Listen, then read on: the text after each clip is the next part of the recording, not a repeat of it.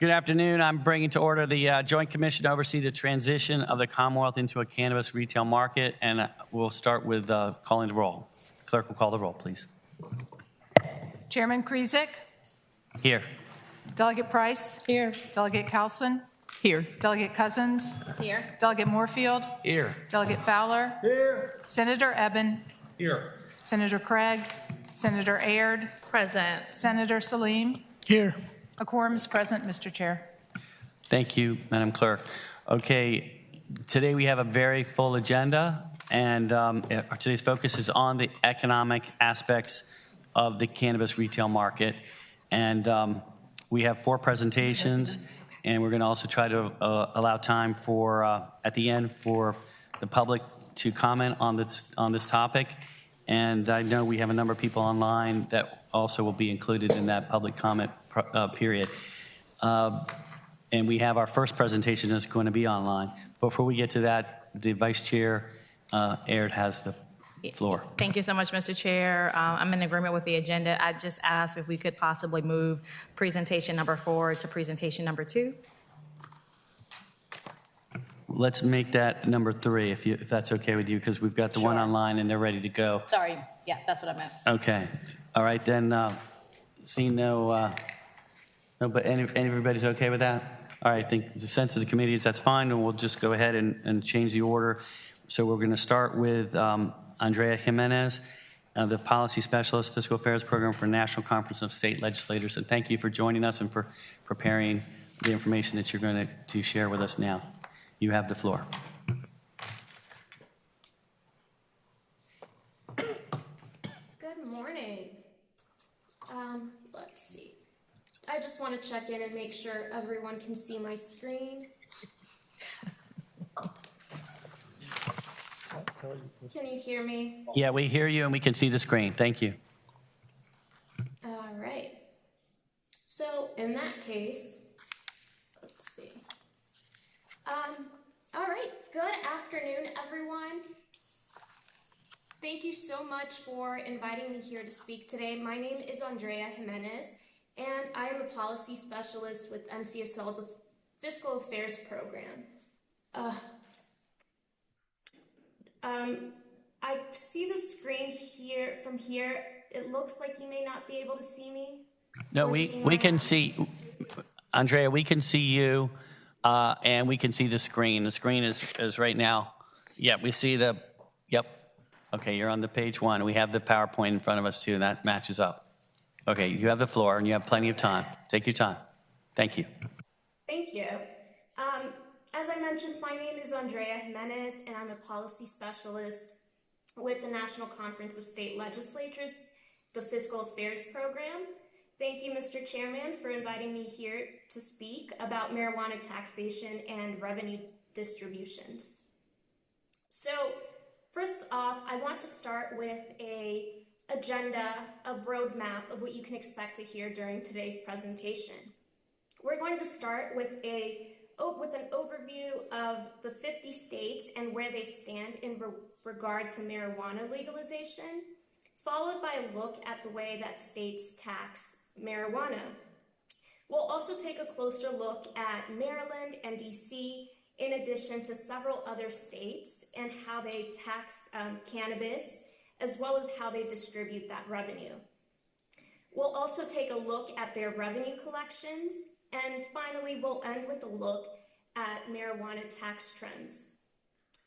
So during this presentation, I will be referring to marijuana as cannabis and cannabis as marijuana. It's the same thing, so I just want to make note of that. So here you can see that there are 23 states that have legalized the sale of recreational marijuana. And in dark blue, you see Virginia and DC. Those are the only places that have legalized the possession of marijuana, but have not yet legalized the sale. So states have various approaches when it comes to taxing cannabis. They vary in the type of tax. So states can tax based on the percentage of price, based on weight, or the potency of the product. The tax rate also varies. It can be as low as 5% to a 37% excise tax rate in states like Washington. And the point of collection also differs. This can be at the retail level, or the tax can be collected from wholesalers or cultivators. And part of what makes the taxation of cannabis vary so much from state to state is that it comes in various forms and concentrations. You can find it in the form of vapes, flour, and even food products, so things like candy or snack-like foods. So I did select a couple of states that I thought may be of interest because of both location and the age of their markets, but I want to start off with what's closest to Virginia. That would be Maryland and DC. So in Maryland, the state levies a 12% sales tax rate. This was recently increased from a rate of 9%. And majority of the revenue that the state collects from marijuana is allocated to the state's general fund. The second largest recipient of marijuana revenue is the Community Reinvestment and Repair Fund. This fund is used to support communities that have been disproportionately affected by the impact of, they have been disproportionately affected by the impact of cannabis prohibition and its enforcement. Other recipients also include counties, the Cannabis Public Health Fund, and the Cannabis Business Assistance Fund. As I mentioned, like Virginia, DC also legalized the possession of marijuana, but they have not yet allowed the sale of it. So as a workaround, the District of Columbia and marijuana sellers have established a gift economy, meaning that to obtain marijuana, an individual can go into a gift shop, is what they call them, and purchase a product such as a t-shirt, a candy, or even a sticker. And in exchange, they receive a gift of marijuana.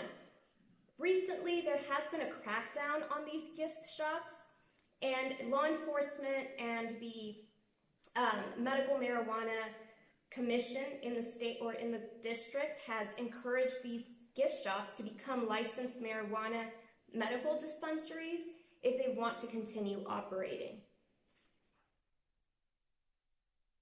Moving on to some of the other states, I wanted to start with Colorado here because the state has had legal marijuana since 2014. The state levies a 15% excise tax and a 15% sales tax.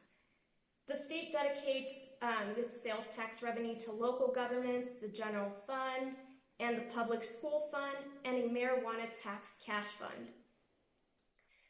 The wholesale tax revenue is allocated to a fund that is meant to help in the construction of new schools. Moving on to Connecticut, this is one of the states that charges a potency-based excise tax and a sales tax. There's also an option for local governments to levy a sales tax. And the revenue that's collected is distributed among several funds, with one of the largest recipients being social equity programs. Much like Connecticut, New York also has a potency-based excise tax, a sales tax, and a local sales tax option. The state dedicates its marijuana revenue to the New York Cannabis Fund, where it is then distributed among several other funds, one of which is the Community Grants Reinvestment Fund.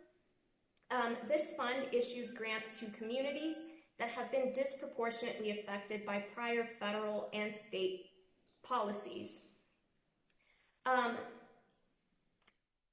Looking here at New Jersey, the state has a weight-based excise tax and a sales tax, and in the state, the revenue is distributed to the commission that regulates the sale of marijuana. Funds are also distributed to assist communities that have been disproportionately affected by drug policies. Ohio here is one of the states that has most recently began to sell marijuana. Marijuana sales began in 2024, August of 2024 to be specific. The state has a 10% excise tax and a sales tax, and revenue is distributed to the Cannabis Social Equity and Jobs Fund. This fund is used to fund social equity and job initiatives. And like other states, there are also a few other recipients of cannabis revenues. These were set in statute by the ballot measure that authorized the sale of recreational marijuana in the state of Ohio. And we'll end here with Oregon. Oregon has a 17% sales tax, and they do also allow a local sales tax option. Majority of the revenue collected from cannabis goes to the state school fund. Now, one of the primary motivators of marijuana legalization is revenue. And data shows that cannabis revenues do tend to be strong early on when marijuana sales begin, but they tend to slow over time as the market becomes better established and as more states continue to legalize marijuana.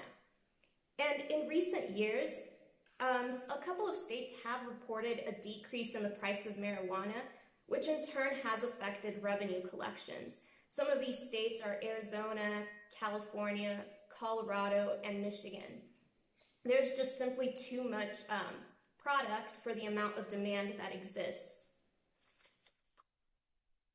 So I want to go back just to the marijuana revenue distributions because there are a couple of other recipients that receive funds from marijuana revenue. Some of those include rainy day funds, law enforcement, public education, public health funds, and localities. I've included a handout with details on how each state distributes its marijuana tax revenue.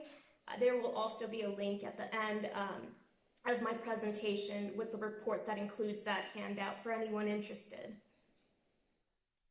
Now, in the past year, there have been a couple of trends that I identified within the recreational marijuana space.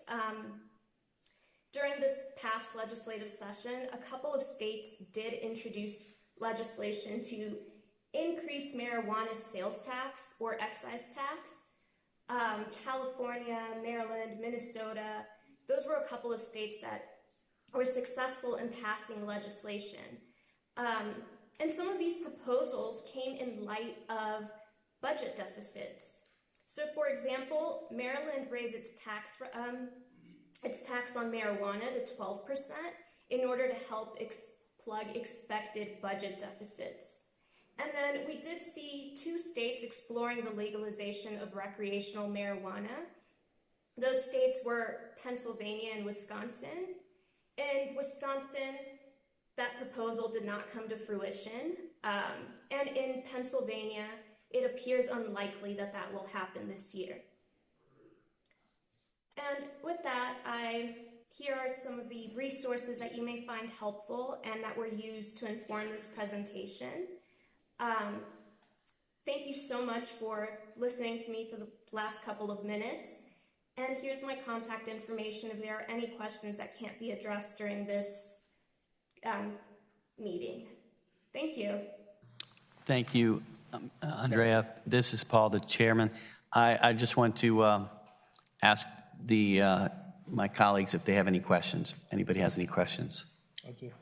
All right, Senator Eben. Yeah, thank you for the presentation. I was curious if there are any states that intentionally started with a lower tax rate because in Virginia, the black market has had a chance to thrive since legalization with the vetoes of plans to set up a retail market. So some of us feel like that maybe we should start the tax at a lower end to compete with the black market better. And I was just wondering if any other states have taken that approach purposefully. Thank you for your question, Senator Evan. So New Mexico is one of the states that had started off with the lower tax rate, and they built it into their statute so that over a period of several years, the taxes increased. The most recent increase was during the beginning of fiscal year 2026. Thank you. And as a matter of fact, New Jersey too, New Jersey has indexed their weight-based excise tax to grow with inflation. So they did start off with something lower, and that is changing as time goes on.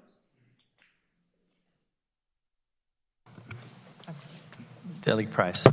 Yes, thank you. I was wondering if you all have any statistics, and it may be beyond what NCSL does, but if you had any information on, like looking at the map where there are legalized recreational sales that are bordering states that don't have any legalization at all or are just medicinal, if you have any idea of revenue lost to bordering states, or if that is anything that is tracked, especially because I know they were saying that some of the stores that are legal have like driver's license information. So is there any indication about cross-border purchases and lost revenue of states that have not legalized the retail market?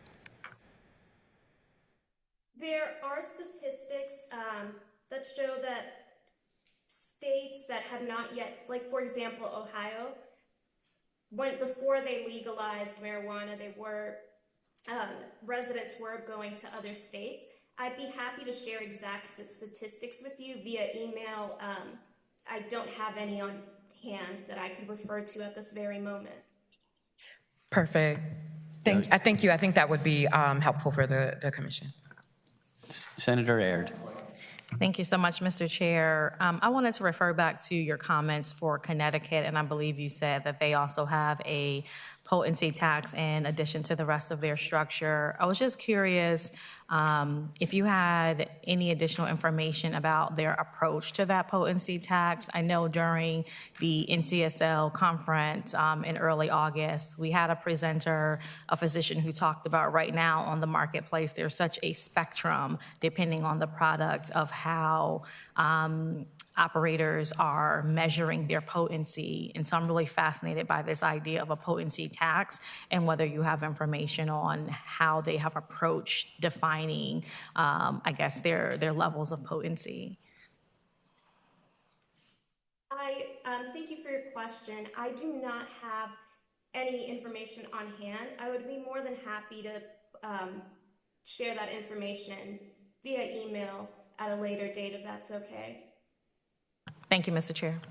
Yes, please. That you could send it. Make sure that send it to the clerk, and we'll send it to the committee. Anything you send us will be great. We'll keep in touch with other questions. I wanted to ask about taxation of marijuana-related products.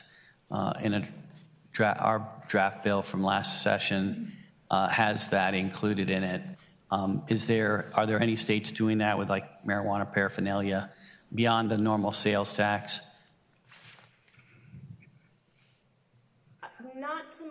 Thank you, Mr. Chairman. Not to my knowledge. Okay, thank you. All right, Delegate Moorfield. Thank you, Mr. Chairman. Yes, ma'am. Are you aware of any other states that have created or established a retail framework have they used any of that tax revenue specifically for economic development and more specifically for economically distressed areas of their states?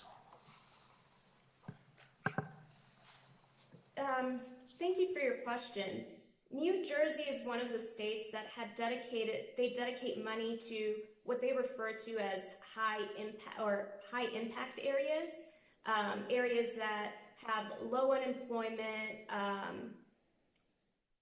low unemployment, that's one of their markers. And I'd be happy to pull that information out and send it in the response to the questions that I'm receiving today. Thank you. Thank you, Andrea. Any further questions? Council, we're good? All right, thank you very much. We're going to move on to our next presenter. We really appreciate you taking the time and doing all this research for us. And we'll be in touch because I think we've got some good follow-up questions for you. Thank you very much. Now we're changing the order as we agreed to. And we are asking Chelsea Higgs-Wise, the Executive Director of Marijuana Justice, to make her presentation. And I think the reason we're doing that is because Vice Chair has another meeting she must attend, and we want to make sure not to miss your presentation. So thank you very much. I appreciate that. You've got me all set up.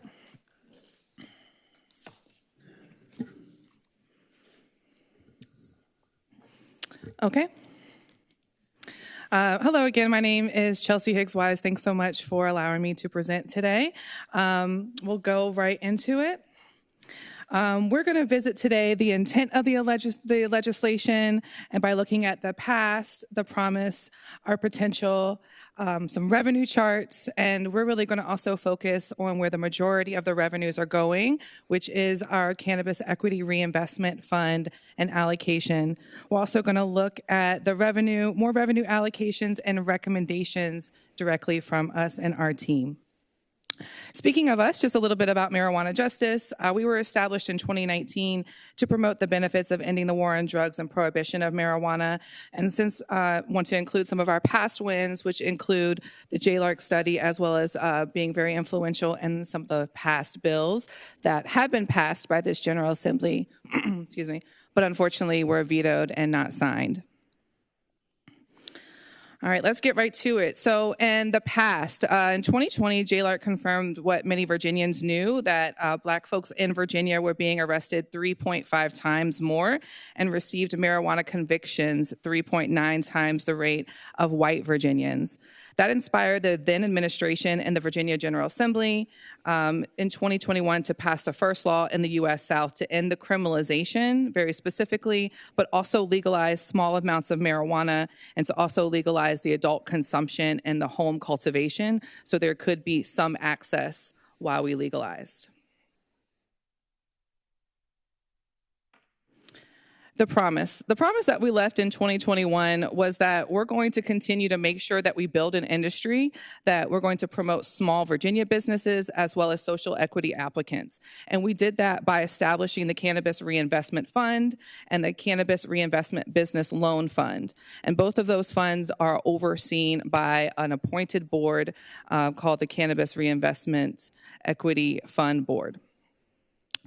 Within that same bill, we said that there could be several initiatives that would speak to the past and to the promise of our future, which includes, one, supporting marijuana business ownerships with opportunities for many and not just a few companies. But we'd also like to include supporting marijuana industry employment through training and workforce. And Virginia also promised to increase funding to our existing community assistance programs, as well as increase community reinvestment through grant funding and a new tax revenue. So in 2020, we were told that building a cannabis industry, just like any business, would cost money. And after watching and learning from other states in the past 5 years, we can safely assume that this will be a good investment worth Virginia revenue for the betterment of the consumers, for Virginia as a whole, as well as for our future cannabis operators and workers. The potential by investing in our initial rollout really leads to a more stable industry, and we have also witnessed that an effective rollout investment will generate tax benefits quicker and more sustainably, therefore paying for itself in the long run. So I just wanted to mention that these are pictures from the 2020 JLARC study, just talking about the beneficiaries as well as the magnitude of benefit, but of course that will come with an investment. So let's look at our projected revenue. So the benefit that everybody wants to talk about and wants to know is, according to our last year's bill that was passed the General Assembly but was not signed, it says that we are able to earn up to $74 to $94 million a year for Virginia with our new cannabis industry. Now, I want to note that this is off of a lower tax model that we have right now. It's around 11%, and I'll go over that in just a little bit. But we also, as you have already talked about, that lower tax will also be able to inspire consumers and help to beat and combat the illicit market. Now, before we get too excited about the revenue, I think it's going to be really important that we caution our entire Virginia to say that we also are allowing an opt-out referendum that would actually ban the sales. And what this means, if you're banning sales, you could actually decrease the revenue because the demand does not stop and the consumers will assumedly continue to shop with the underground market. So yes, this number looks really good, and we also have to consider that there probably will be opt-out referendums. And as you can see from the projected report in 2020 from JLARC, they said it could mostly be in the Southwest. And with this opt-out, localities will have until December 2026 to hold those referendums. So if we were to pass and sign this bill next year, we would actually not know what our map looks like until December 2026. So what we are saying is that waiting to accept licenses until January 2027 will really be the only way that our Cannabis Control Authority and the regulators can build a market that fairly meets the demand of the Commonwealth while also respecting local control. All right, so why is it so important to invest in Virginia's cannabis industry? Because last year there was a study that said that 72% of cannabis businesses are just not profitable in state markets. That's a big number. It's pretty scary. So now, why are they not profitable? Well, there's a number of reasons and number of ways that we've been able to study and learn from other states, particularly from regulators that are aiming to solve these problems. But some of these issues, which there are many, but these include rigid regulations. We can't regulate one big business like a small business, not regulating for that size or the location, as well as the geography of Virginia. There's been litigation to hold up sales. There's as well as license rollouts. If people rush to rolling out many licenses, there's a lack of competition, which can also create an oversupply, which then has poor price management. And that's when you start seeing some of the markets decrease and businesses closing and hurting small operators particularly. So all of that could mean that we are continuing to actually feed back into the illicit market. So we also know that these businesses are going to need capital, particularly as we look at the larger picture, because this is still a federally illegal drug. It's Schedule I classified at the federal level. So many businesses will have delays in acquiring property. They will be navigating localities for zoning and really looking at how they can start this, even though that we are operating in a federally prohibited business. A reminder that our Virginia cannabis business will not be able to engage in interstate commerce. This will just be a statewide business only. And then, of course, we also have to mention that the access to banking is also very strict. So an adequate investment in a strategic rollout that considers these issues will give us the best chance that we have for a successful long-term market. So let's talk about what some of these revenues look like. This is a chart that we have created just to follow what is in place right now per the 2025 bill that was passed but was not signed. So you'll see that we have the 2.5 collections of the local marijuana tax that goes straight back to localities, except for those that opt out of sales. And so only those localities that say, yes, we are fully participating in this market will be able to see through that 2.5. There's an additional sales tax there that goes straight to public education. You'll see throughout that a lot of money is slated for education and supporting in that way. But the main bulk of the marijuana tax is that 8% that supports most of our efforts. So we're going to look a little bit closer at that 8%.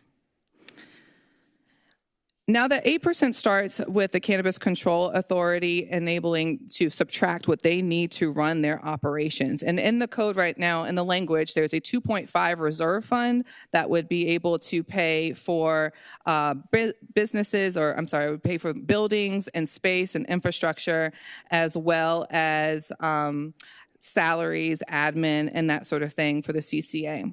So after the CCA has subtracted that money, it goes to the general fund technically, but it has very strict orders of where it goes next based on our 2025, and that is that 60% of the revenue goes to cannabis equity reinvestment programs, 10% right now is to pre-K, 25% to DBHDS, and 5% will be going to the public health.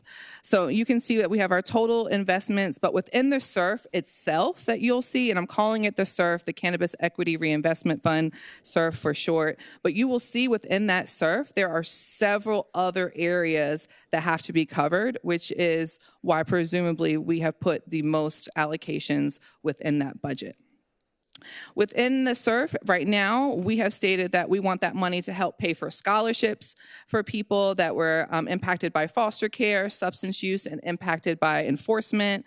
Also include priorities for grants to support workforce. We also have money set for the Indigent Fund. And finally, there's money for the Cannabis Equity Loan Fund, which is our strategic investment back into our cannabis industry. The fund will directly support Virginia cannabis businesses to ensure that we can have the better success rate.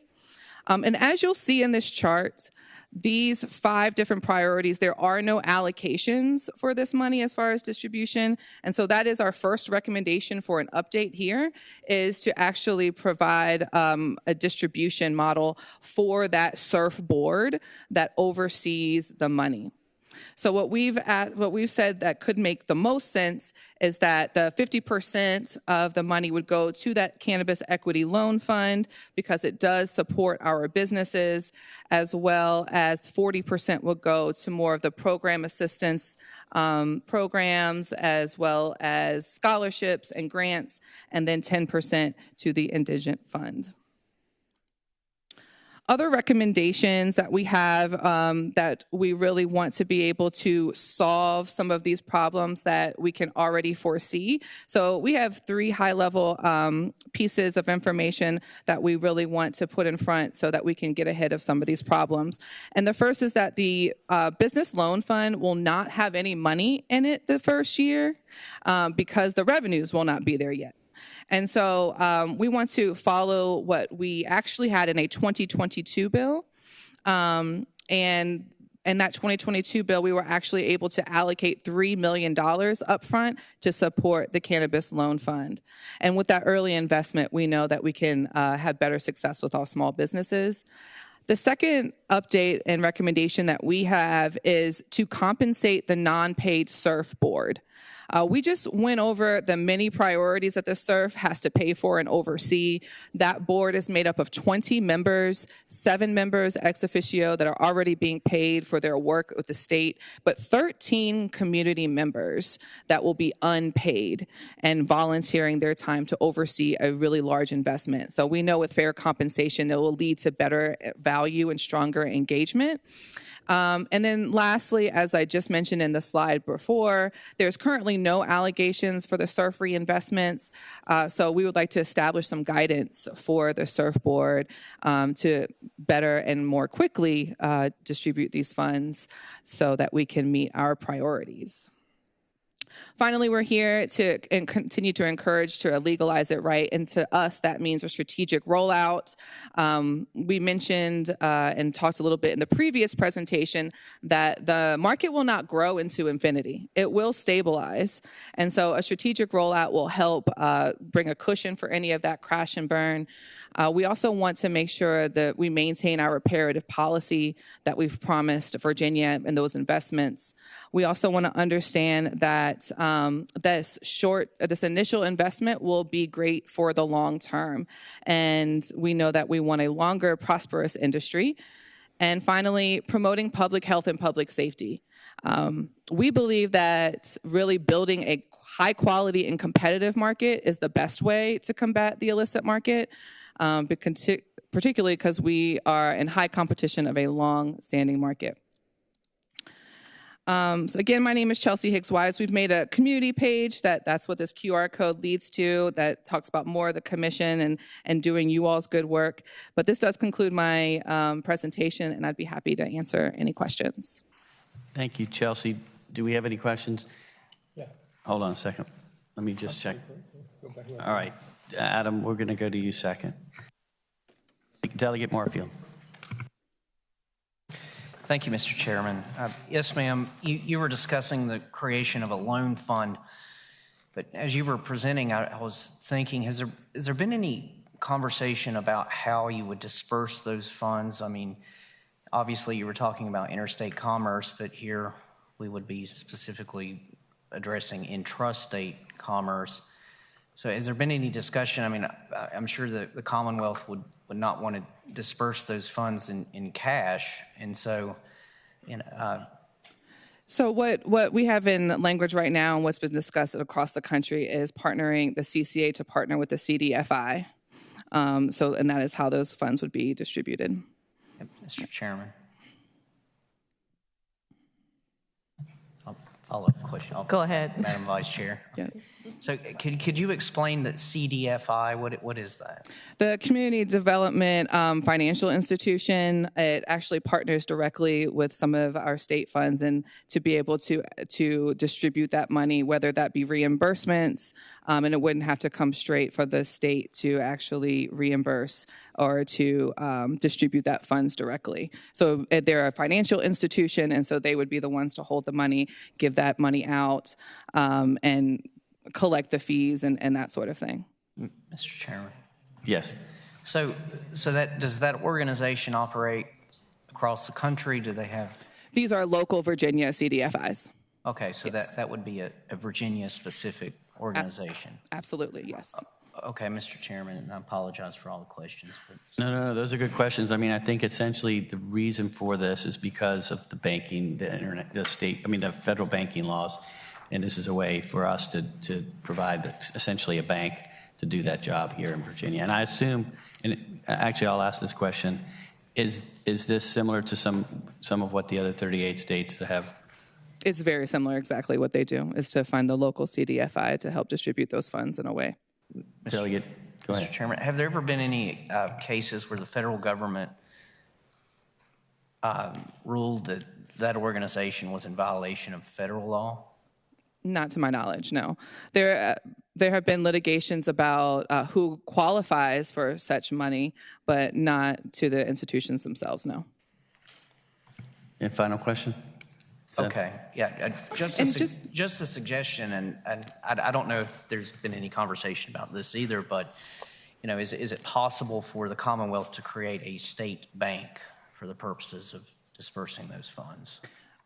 That is a great question, and it has come up in many conversations, and some states have actually looked into that, but that hasn't come up to my knowledge to be able to support that way. But what you're offering are more solutions for the barriers to banking for our cannabis industry, which is something I do think the Virginia General Assembly should consider. All right. Thank you, Mr. Chairman. Thank you, ma'am. Thank you so much. Thank you, Delegate. Senator Eben. Thanks. More of a comment. I just want to call everyone's attention on the commission that the use of tax revenues from cannabis raised from cannabis sales in Virginia is actually in the Code of Virginia. When we legalized in 2020, I think it was, there was a carefully crafted compromise that allowed for 40% of the money to go to pre-K, where there's a strong need and has an overlap with many disadvantaged communities that have been over-policed. And the need for funds for pre-K is only growing. And I'd hate to see that change. Also, some of the money went into substance abuse education. I think we can all agree that we don't want marijuana used by underage people and that education is a worthwhile endeavor. So we had a substantial community reinvestment fund in that bill, which is in the Code of Virginia today.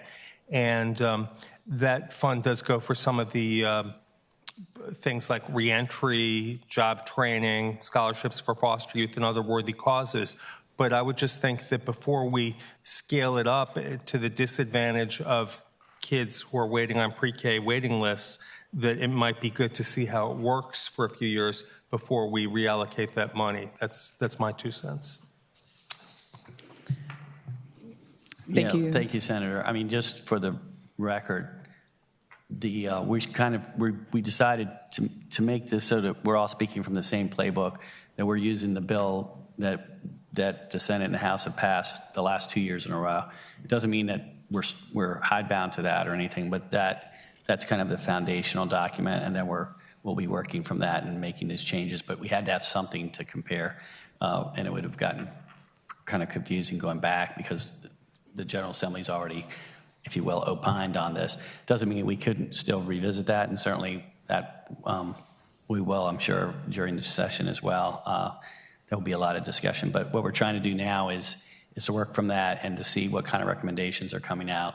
And Marijuana Justice has given us some good ones, and I'm sure the general public will weigh in as well, and other stakeholders.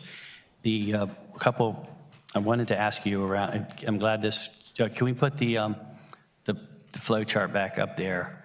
I wanted to ask about at the blue, the bottom line there under the 8% Cannabis Control Authority, that tax that goes down there. We have 25% at DBHDS and 5% public health programs.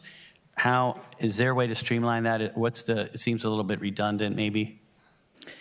Our recommendation would be that we, very much also to Senator Evans' point, just to look at how the money distributed there for DBHDS and public health is used with a bit more direction, I believe. I'm a former clinical social worker, so I know that DBHDS would need some of this help, but I do believe that cannabis money should also be going towards benefiting cannabis consumers, benefiting cannabis businesses, as well as impacted communities. And so just more direction, I think, would perhaps, if it was overseen by CCA and they could help continue to distribute it to DBHDS, but again, with just more guidance.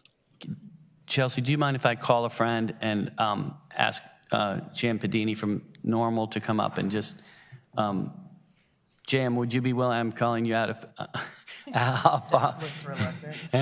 you don't have to, but, Oh, sorry. You know what they say, stay ready, don't forget ready. I think Chelsea, thank you, Mr. Chair, J.M. Padini, on behalf of the National Organization for the Reform of Marijuana Laws. I think Chelsea did a really good job explaining bucketing that 25 and 5% and allocating it to CCA. These, arguably, the 25 and 5% are targeting the same objectives, substance abuse prevention through public education campaigns, be it for adults or youth. And perhaps a better approach, as Chelsea mentioned, would be to combine them into one 30% bucket and to allocate it directly to CCA with specific direction as to how they fund programs. And one program that is particularly of note that is only partially funded right now through some of these revenue streams is testing of cannabis products that are confiscated at public schools in the Commonwealth. There are a handful of schools that are able to send these confiscated products to a lab at VCU for testing. They don't have another lab they can send it to. It's not something the police or the state does. So as far as what kids are getting their hands on and what they're consuming, this program at VCU is the only way we really know. So we could perhaps better expand that program by combining them and then providing direction for allocation. thank you, and that's great. Thank you, Chelsea. Do we have any, Delegate Price? Yes, thank you. Reminding you all that some of us are newer to the conversation, that weren't involved. Can you just run back over for me for the flow charts? The one that has the 2.5%, yeah, the one that's on the screen now, that is based off what was in the bill from 2024 and 2025? Yes. This one is, okay. Yes. And then the next one is just honing in on the 8%. Then the Correct. next slide after that, can you remind me what this one is? Yes, this is our recommendation from our team. But this is not the one. This is not currently proposed, no. And then, Mr. Chair, a follow-up. Yes. Kind of continuing the conversation, trying to see what these buckets are if we go back one slide. So I got clarity, well, I got that we need to find clarity on the 25% and the 5%. Can you remind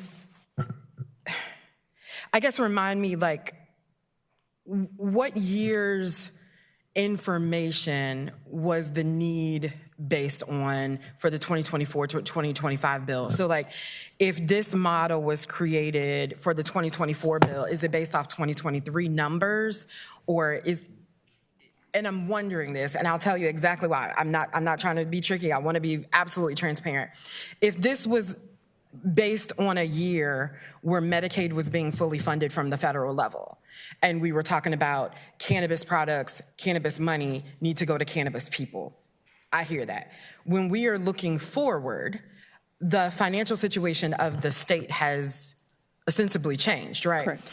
And when I'm in front of other organizations, gambling money doesn't go just toward gamblers, right? Like, I just want to understand from a justice perspective, how should a legislator not start salivating at that original 74 million when I'm also on the Hunger Commission, when I'm also on, HHS, and I'm hearing Virginians, whether they utilize cannabis or not, are in dire need.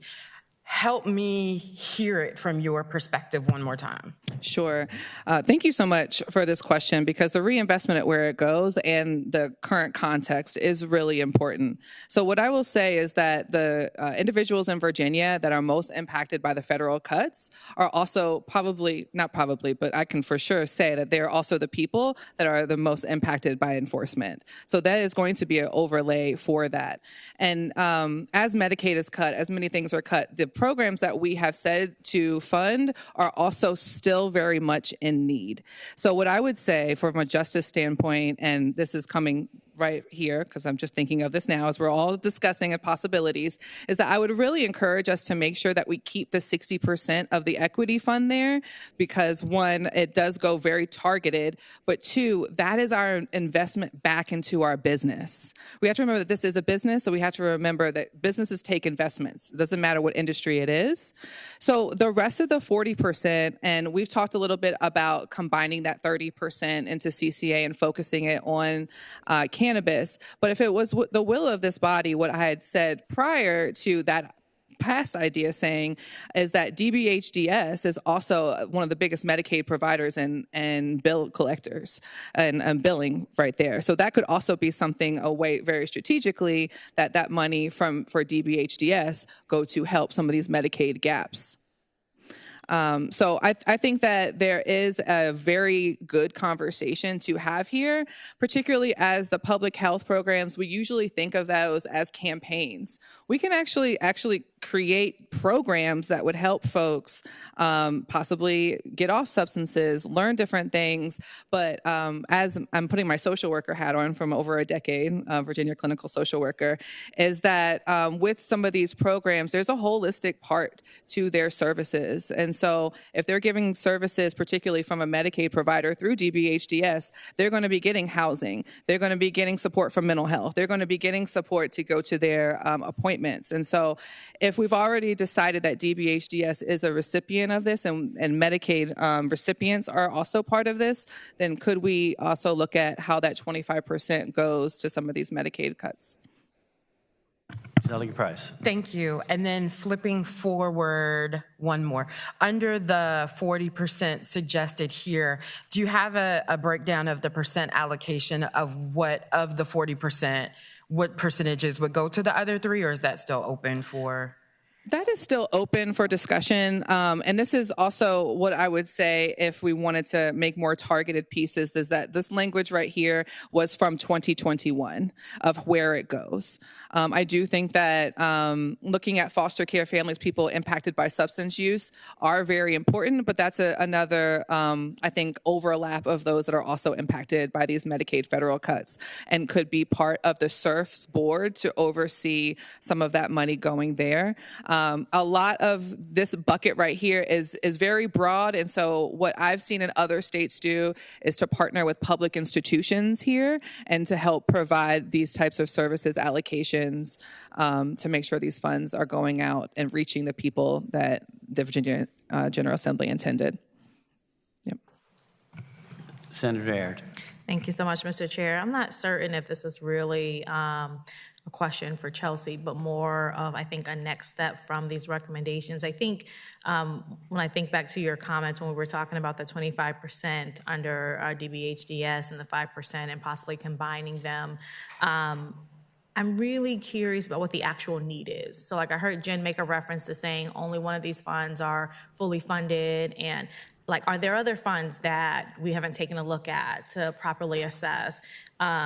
I think we need to actually explore what the actual need is to help us make sound decisions regarding the actual percentage allocation, so that we're not just broadly and generally thinking about how this money can contribute towards something, but actually what we have in place and how it could be practically applied.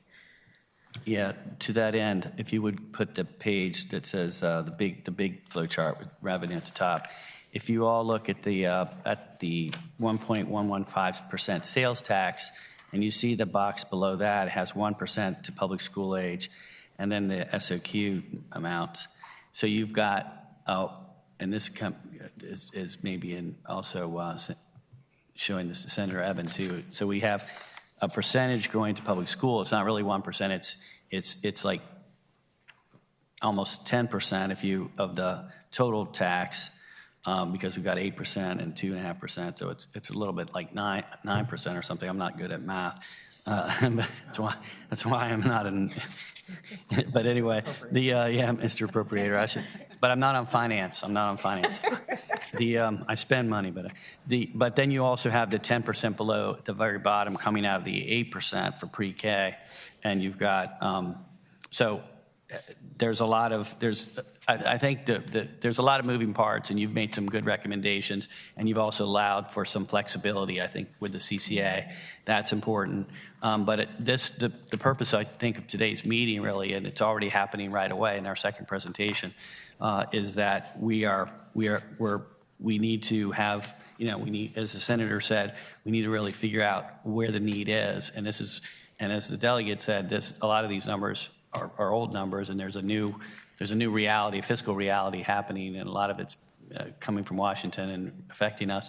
So these numbers are something I think that we all need to grapple with on both the revenue side, and we heard earlier about the differences that other states are doing. Some of them are measuring the tax not on the sales, but on potency and other things. So everything is up in the air right now. I mean, this is our opportunity in the next, couple meetings to figure out what that number should be, whether the sales tax perhaps should be the normal sales tax. And that would be more money going to, or we don't put the public school age in that bucket. So anyway, there's a lot of moving parts, and we want to hear from the general public as well on what you recommend and what you think we should be doing. But we do have to be careful that we don't salivate over all of this and try to solve everything we can in the budget. So thank you very much for that, for your presentation. And do we have any further questions for Chelsea? No, seeing none, we'll move on to the third, unless you have any final words. Chairman, I just really wanted to also encourage us to remember about the opt-out piece that could also affect our revenue. There have been many conversations just from us having conversations with folks in the Southwest about pros, cons, and that there's just not a lot of information out there about what the positives of having a dispensary and access could be, particularly if they are growing cannabis but not able to sell it. And so what does that do for the proliferation of the illicit market in the Southwest? So there's also could be an idea that with some of these funds, the CCA could do a brief targeted education campaign for the Southwest leading up to the referendum, just to make sure that the voters have access to information and what they're voting on. Thank you for that. Thank you very much. Okay, our next agenda item is we're going to the earlier number 3, and that is the revenue considerations and equity analysis by the Commonwealth Institute for Fiscal Analysis, I guess. And it's we've got Rodrigo Soto, the Legislative and Campaign Director, is going to present. Thank you, Rodrigo. Thank you so much, Mr. I think it's on. Thank you so much for having us, Mr. Chairman and members of the Commission. My name is Rodrigo Soto. I'm with the Commonwealth Institute for Fiscal Analysis, and we were asked to present specifically on where cannabis is as the legislature is considering revenue options going into 2026. Specifically, what does that look like in a Virginia context based on publicly available data? So obviously there's a lot of different options going into next year, and we conducted an analysis of various revenue options, including the retail cannabis market. So just to give you kind of a brief overview and examples, there are a lot of different ways that the legislature could raise revenues in 2026. We categorize them into broader categories, and we actually have a fuller printed menu that we're happy to share out later. But they kind of go into certain categories. The first one is changes to the state income tax. A lot of folks might remember things like the fair share tax, which would raise new sustainable revenues by creating a new 10% tax bracket for annual incomes, taxable incomes over $1 million. So those income tax proposals, they vary but could range between $434 million per year to $1.4 billion in new revenues per year.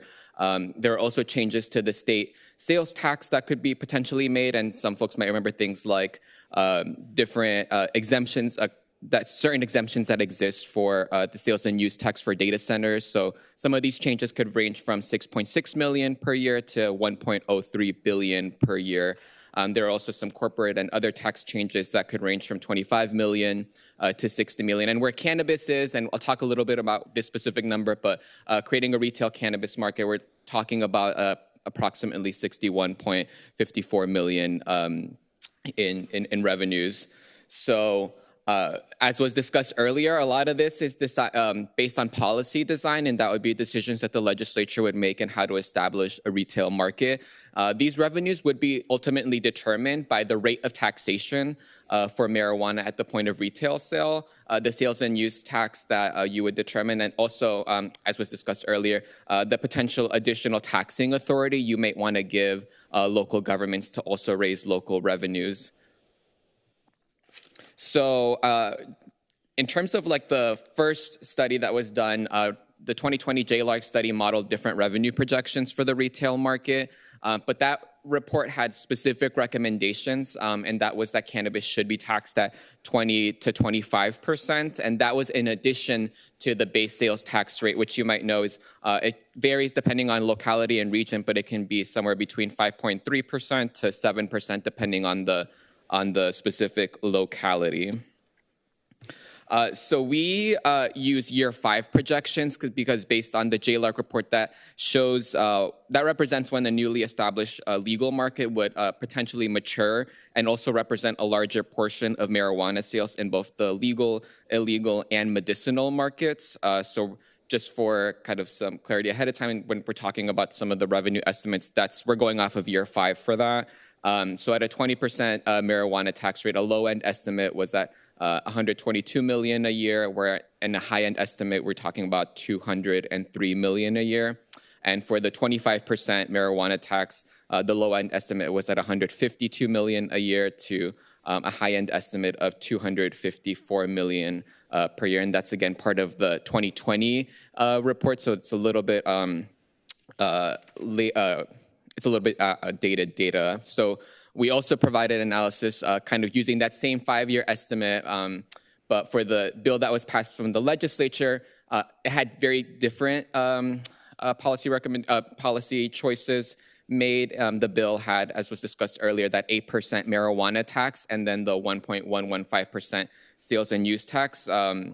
Those are specifically general fund dollars that we're talking about. There was also that local option if localities did want to impose that additional 2.5 local tax, but that's again a decision that the legislature would make, and then also localities would have to choose whether or not they would want to impose that tax. But kind of being consistent with what JLARC did on the year 5, just looking at the fiscal impact statement from this year's bill, for fiscal year 30, that approximate revenue and how we got to that 61.54 number, 54 million number was that year 5 from the fisc from this year's bill.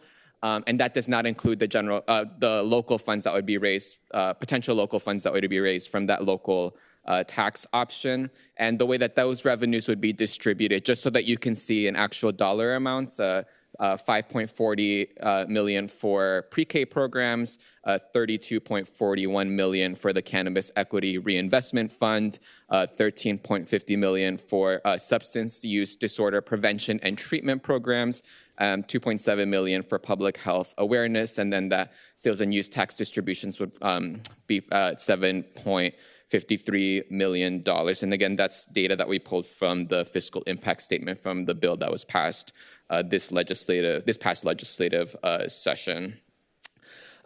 There's been a lot of discussion around equity funds, clearly, and we just wanted to provide a snapshot of what Virginia proposed, and also provide some examples of states that do high equity investments from their retail cannabis revenues and states that do low to no investments from retail cannabis, just so you can see some examples. So kind of going on the higher end, Connecticut, 60% of their cannabis, and just for some context, obviously states differ in rates and all of that. So we actually wanted to provide actuals for revenues generated, just so you can see how much actual dollars they were collecting. And so Connecticut, which currently directs 60% of their cannabis excise tax and conversion fees, in fiscal year 24, that collected $20.8 million in revenue for their equity initiatives. And from Connecticut specifically, their stated goal is the war on drugs significantly disrupted many Connecticut communities and created stigmas that hindered economic growth, diverted resources from social programs, and created enduring challenges for affected individuals. Through targeted reinvestment, the Social Equity Council's Revitalize and Reimagine program is using a portion of the revenues from cannabis sales in Connecticut to strengthen these communities and create new opportunities for residents. Different states direct their equity funds in different ways, and just wanted to, that's something that the legislature would actually have to determine, and I know there was a lot of discussion previously, and I was hoping to present beforehand so that that discussion could happen after me, since that's a choice from the legislature. That's a choice the legislature would have to make. Maryland, 35% of their remaining revenues after covering the cost of the administration of having their retail market is supposed to go to the Community Reinvestment and Repair Fund. And based on the latest data, that raised $52 million that were dispersed to counties for fiscal year 24. So it's a little bit different than how other states are doing the equity fund distributions. On states with low to no equity investments, Delaware just directs 7% to their Justice Reinvestment Fund. The sales just started, so we don't have fiscal year 24 actuals, but as you can tell, that's on the lower end of investing in equity. And New Mexico actually doesn't have an equity investment initiative for their retail cannabis revenues.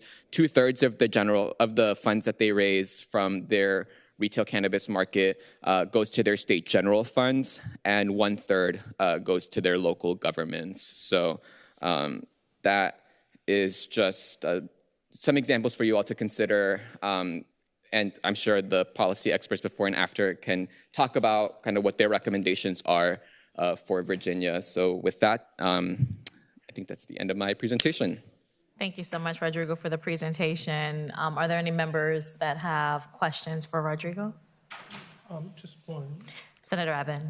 Yes, thank you for the presentation. I just want to clarify, I think that medical cannabis in Virginia is not taxed, is it?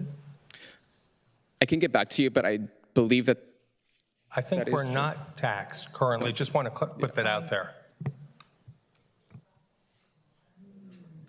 I think they might have the sales and use tax. Do we have a friend who wants to come in? Do we have a friend who wants to come and answer Senator Evans' question, please? Thank you. Good afternoon, Nigas Tabebi with K&D Group. I also serve as the Vice Chair of the Cannabis Public Health Advisory Council. The medical cannabis program, medical cannabis is treated like a medicine, and in Virginia, we do not tax medicine, and so medical cannabis is not taxed. Thank you. Thank you so much. Do we have any other questions for Rodrigo regarding his presentation? All right, thank you so much.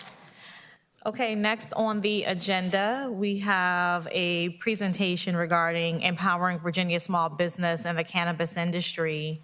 And I believe we have several individuals that are participating and providing that presentation. You can come forward at this time, please.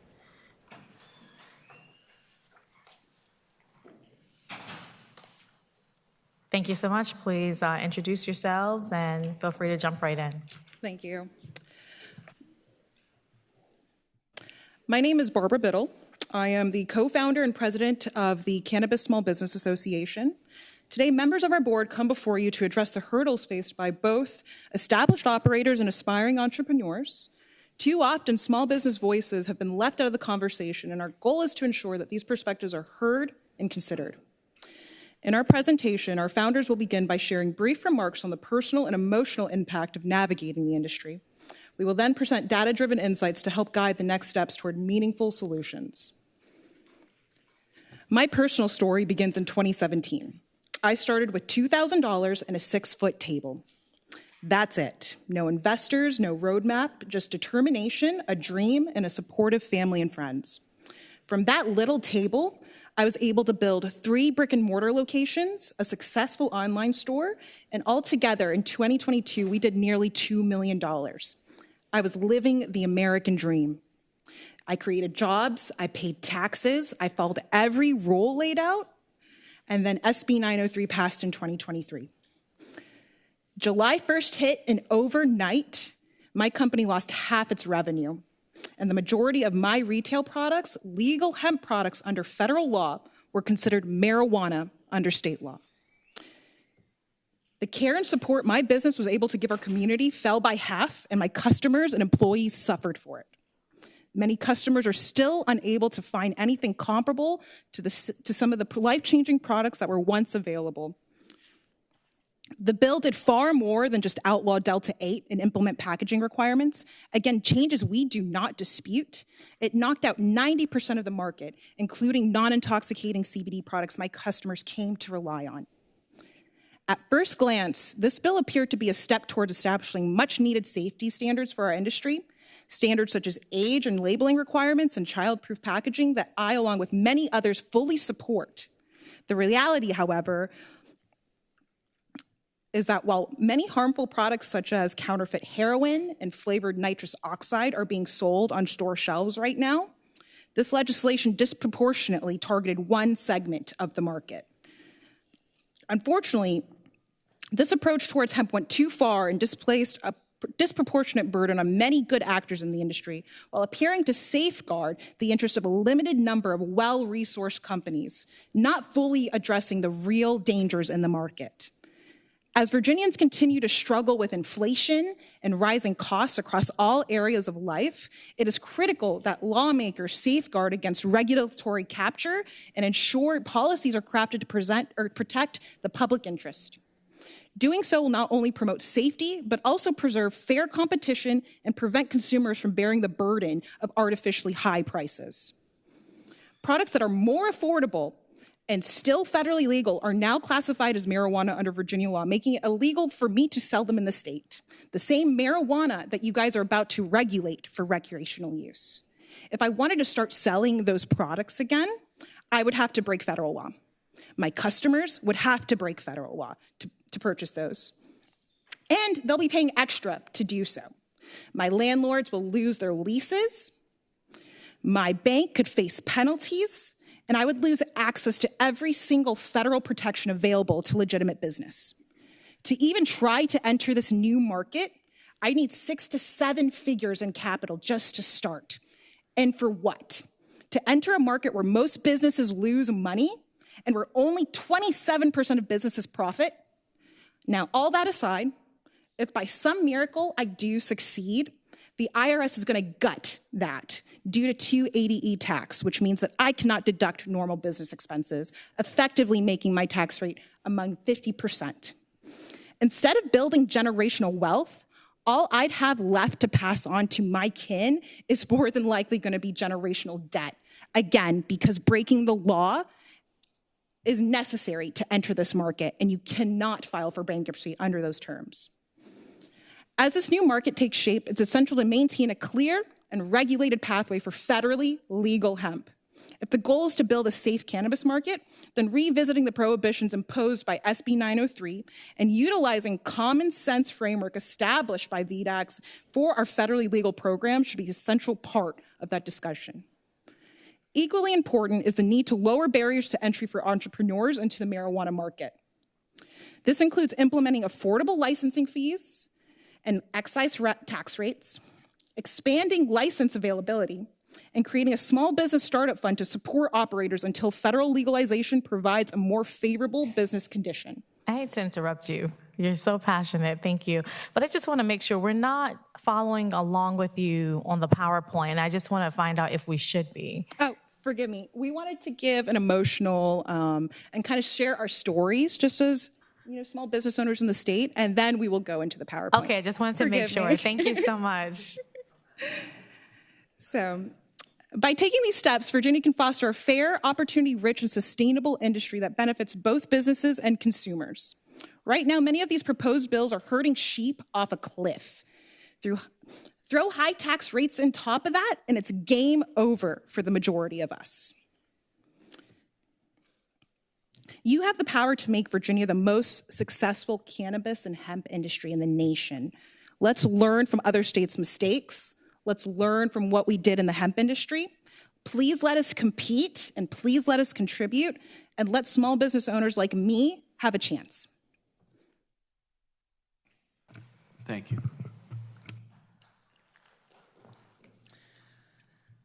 Good afternoon, Chair and Commission members. My name is Eric Spanbauer. I am CEO and founder of Canisco, a seed-to-sale hemp operator in Virginia. We started small, hand-mixing batches in a rented commercial kitchen, and building this business one relationship at a time. Since 2020, we've grown into one of Virginia's leading hemp companies, employing more than 20 Virginians and operating across manufacturing, agriculture, wholesale, and retail. None of that came easy. It was brick by brick growth, grounded in hard work, community, and a commitment to doing things the right way. I've worn every hat myself, from formulating products to navigating the ever-changing regulatory landscape. That experience is what drives me to advocate for the future of this industry and the thousands of small businesses like mine across Virginia. Earlier this year, we co-founded the CSBA, the Cannabis Small Business Association, to make sure that those who built this industry are not left behind as Virginia prepares to open its retail marijuana market. These are not faceless corporations. They're your neighbors, your local employers, and your community partners. They're Virginians that have been here from the beginning, long before the Commonwealth dipped its toes into marijuana legalization. And yet those same Virginians are now being pushed to the margin. Overregulation in the hemp space has already driven many to the brink. If we repeat the same pattern in the marijuana market, writing rules that only billion-dollar corporations and conglomerates can comply with, we risk destroying the very foundation of what could be a thriving, inclusive, Virginia-based marijuana industry. We can't afford to let that to happen. We shouldn't hand over this opportunity to the highest bidder. We need a market that was built for those who have already invested in our communities, hired our workers, and paid their dues in full. That's why I'm asking you to take real steps to lower the barriers to entry for small businesses in Virginia. Here are several common sense recommendations. Reduce the application fees. $10,000 to a small business paired up with what it costs to write an application is not anything small for your community members. Raise the license caps. I know there's a lot of controversy around that, and you guys don't want to see more than ABC licenses, but giving them more opportunity for a small business to get into the market by providing some type of micro licenses specifically for small businesses can really impact your community to where marijuana is being served to you by your own community members. Provide state-supported marijuana business training. These business owners coming into the market, they might know cannabis or marijuana, but do they know how to operate a marijuana cannabis license?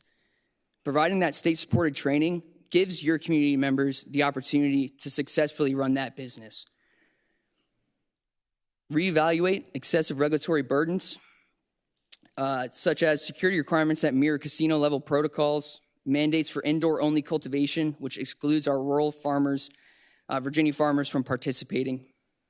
If a farmer in SB 970, the last version, wanted to have outdoor cultivation, he has to put a 7-foot-tall high fence around his entire cultivation to classify it as indoor.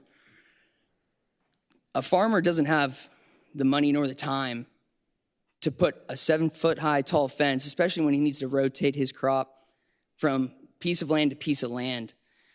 And not to mention, if we have all of these, majority of Southwest Virginia opting out, how are we going to ensure that there is even, the proper amount of land to move to and from for these Virginia farmers? Create a startup fund for small businesses to help cover capital costs, facility build-outs, and compliance training. Cap the marijuana excise tax at 12%. It ensures consumer access and business sustainability. And preserve the legal definition of hemp. We're not asking for favors. We're asking for fairness, for a shot of success in the state we call home. This is a chance to build a Virginia cannabis industry that reflects Virginia values, one rooted in entrepreneurship, accountability, and opportunity for all. Please don't write a rule book that only the biggest players can afford to follow. Let's build a market that works for Virginians, not just in Virginia. Thank you for your time and consideration. Thank you, Eric. I want to just say that the opt-out is only on the retail for this. So if Southwest Virginia, for example, in your example, wanted to opt out, they still could be doing the farming and things like that. But anyway, just so you, of course, we could change that. So anyway.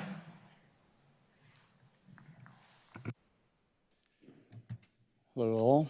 My name is Graham Redfern, and I'm the owner of Redfern Hemp Co. and Redfern Market in Caroline County.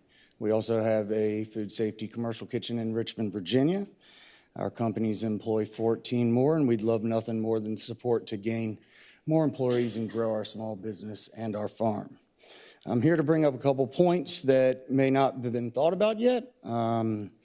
If lawmakers and stakeholders want this to be a true agricultural industry, we really need to think about the farmer and ask for his opinion and get some consult on that, but definitely include them in the conversation. First, you can't have an agricultural industry without the farmer, and the farmer is rarely mentioned. Since 2017, growing with UVA, JMU, Virginia Tech, and VSU, we've seen the rise and fall of farmers in the hemp world, which also can constitute what would happen in the marijuana world if they were not included. But it really has hurt the farmer, and they've felt victimized through this whole process of scaling up and then the regulations and over-regulations of what's gone on in the cannabis world since 2016 with the medical market. Second, the cultivation tiers system involving indoor canopies with limits of 1.5 million square feet. Really, it reflects the smokable market, and I think that the edible market is not really recognized yet, and the supply will not be there from the get-go. And when it comes to the edible market, you will, in fact, need the farmer. And this will result into supply issues, especially as demand grows for the non-intoxicating cannabinoids like CBN, CBG, and when you have very large 70,000 square foot facilities growing for just THC in this market, you're going to see that Virginia's missing out on a massive other market on the side. Third, many of you heard about the utility issues when it comes to data centers and buildings of sort. I know myself and Caroline County deal with data centers and utility municipality issues daily now. And we can see really large water issues and electrical issues when you start putting indoor facilities upwards of 1.5 million square feet of canopy. Just realize there will be some issues when it comes to county boards putting up these facilities, both rural and urban.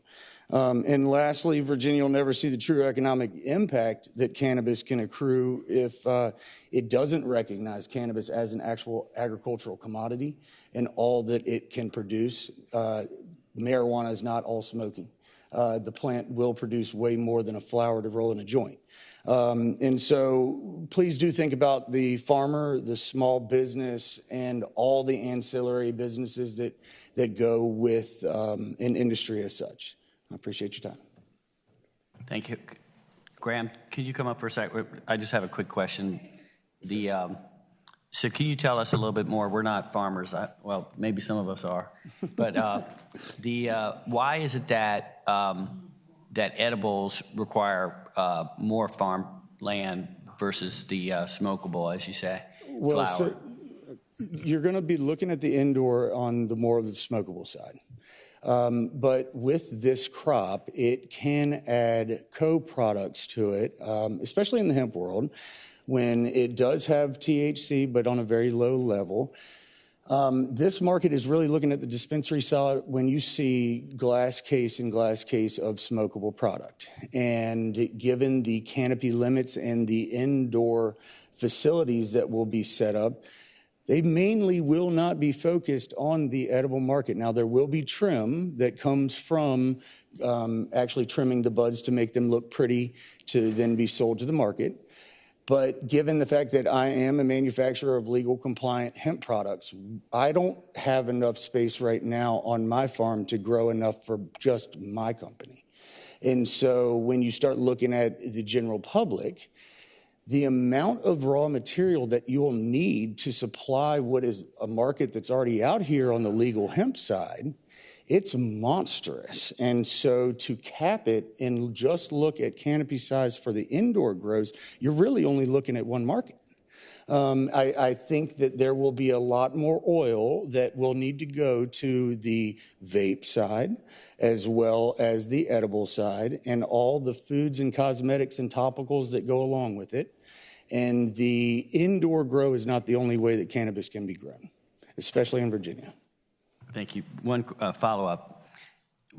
I just want to come to the next meeting or the subsequent one because we're going to discuss a lot of the licenses and the canopies and things like that. So if you have a suggested canopy, certainly let us know what numbers those should be. What about the hybridization? That's what I want to ask you. Tell me about what happens right now if your hemp grow, if it's too strong, if it's over the THC limit, what's the process? I am forced to destroy it per VDAC's regulations. I will either till it in or I literally harvest it and burn it. I would like nothing more than to be able to capture that product and use it into other viable products if that's the case. And when you take a cannabis plant to full maturity, even on the fiber varieties, you're going to be dealing with hot crops anyway. Especially when you're trying to breed for seeds so that there can be a viable agricultural commodity market, you're going to have to take the plant to maturity. And that is going to push the plant hot on most varieties. CBD is also a very powerful, along with CBN and CBG, cannabinoids that no one's looking at yet. And the hemp side can definitely fill a lot of that. When you're growing 70,000 square feet for THC only, there is a large market of minor cannabinoids, especially in the topical world, the pet world. There is a lot of markets that I don't think Virginia are thinking about when it comes to the general public on this, other than just dispensaries in the smokable side.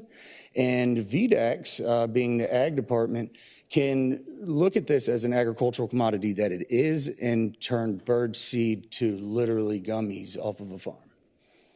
Great. Thank you very much. Yes, sir. Final presentation.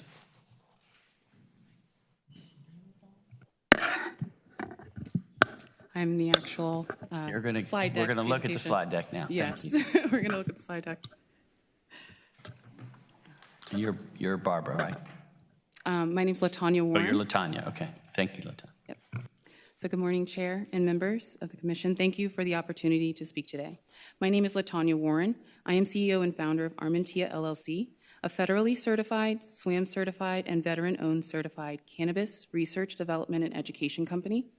We teach the course required to work at cannabis dispensaries, alongside our partners at Roanoke College, the first and only college to recognize cannabis bachelor degrees in the state of Virginia.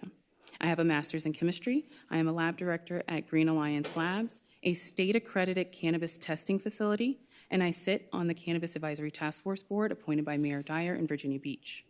I'm here on behalf of the Cannabis Small Business Association, or the CSBA, as the Research and Education Chair. The CSBA's mission is to ensure that Virginia establishes a cannabis retail framework that is science-based, equitable, and small business friendly. We believe Virginia can have a system that protects public health, reduces illicit sales, and creates economic opportunity, particularly for small businesses and entrepreneurs. I think I'm doing it right? Awesome. The CSBA is a vital organization that champions the diverse interest of small businesses within the emerging cannabis industry. By representing various facets of the sector, including cultivation, retail, manufacturing, and auxiliary services, the association provides a unified voice to advocate for fair regulations and policies that support growth and sustainability. In 2023, Virginia passed new restrictions redefining hemp in a way that went beyond the federal standard. The result wasn't safer consumers, it was lost businesses, lost jobs, and lost revenue. Many of our homegrown hemp growers and processors moved out of state, where they are now thriving in under friendlier laws. This is proof that regulation can make or break the industry here. And when we get it wrong, Virginia pays the price. In 2023 again, Virginia broke from the federal hemp definition, setting for lower THC limits and requiring expensive labeling and testing changes. The law also created new criminal penalties and certain hemp-derived products. Small growers and processors and costs were immediate. I'm gonna move a little faster. The fallout was swift since the 2023 legislation became law. The number of licensed hemp growers in the Commonwealth has plummeted. Once a thriving industry of around 1,200 growers is at its peak in 2019, that number has dropped to fewer than 200 and an alarming decline.